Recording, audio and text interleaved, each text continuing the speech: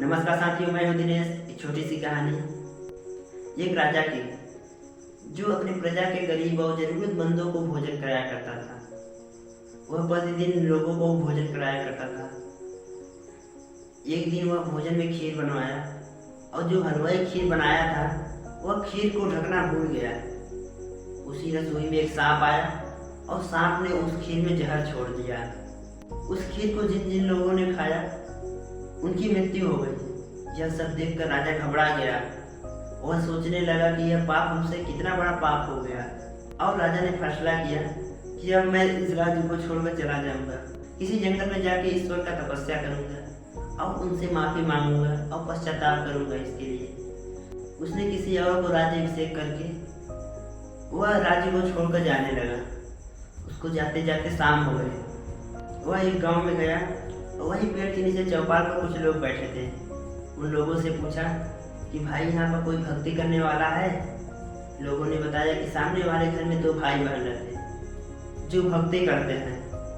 वह उस घर में गया और उनकी आज्ञा से वह उस दिन उस घर में ठहर गया, रुक गया। सुबह वह जो लड़की थी वह सुबह सुबह ईश्वर की ध्यान में बैठ गई।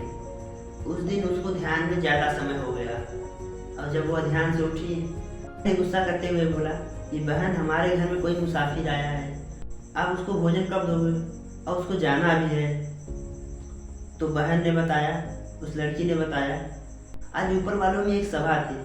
उस सभा में यह चर्चा हो रहा था, एक राजा है जिसके पास लगभग 100 लोगों की मृत्यु हो गई है। वह जानबूझकर किसी को नहीं मारा है, गलती से सभी का मृत्यु हो गया है। लेकिन ऊपर वाले फैसला नहीं कर पा रहे हैं कि पाप किसको लगेगा और यह फैसला कल होगा। यह बात सुनकर राजा बोला, क्या मैं एक दिन और इस घर में रह सकता हूँ?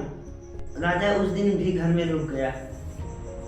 गांव में सभी लोग, चौपाल पे बैठे लोग आपस में चर्चा करने लगे। कल जो भक्ति करने वाला आदमी आया था वह कोई भक्ति वाला नहीं था, बल्कि कोई ढोंगी था। उस घर में कोई जवान लड़की देखकर उसका नियत बदल गया और ये देखिए, एक दिन बोल के वह दूसरा दिन भी रुक गया उस घर में। दूसरा दिन हुआ, सुबह सुबह वह लड़की फिर ध्यान में बैठ गई और जब ध्यान से उठी तुरंत राजा ने पूछा, यह पाप किसको लगेगा? वो पाप हमारे गांव में जो पेड़ के नीचे बैठे हुए लोग हैं वे पाठ कर लेकर चले गए। यह छोटी सी कहानी हमें ये बताती है कि बुराई करने वाले और निंदा करने वाले जो दिन भर गोसिपिन में लगे रहते हैं वह अपने पाप को ही नहीं बल्कि पाप दूसरे के पाप को भी अपने सर पर लेके चलते हैं। बस छोटी सी कहानी कैसी लगी आपको कमेंट में जरूर बताइएगा और कहानी अच्छी लगी हो तो लाइक जरूर कीजिएगा।